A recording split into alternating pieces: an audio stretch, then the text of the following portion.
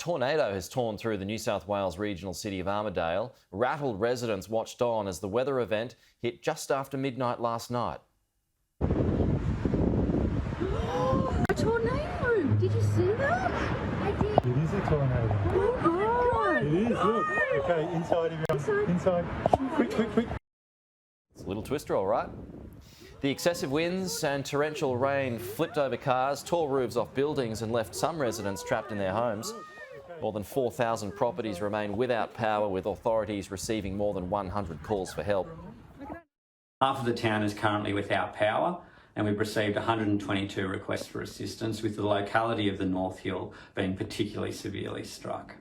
We have 122 outstanding jobs, and we're working as quickly as we can to get to those jobs. But it is going to take us some time, and I'm asking for your patience. Our current focus, as well as our other emergency services, is on the clearing of roads so people can get out and we can get in case of an emergency.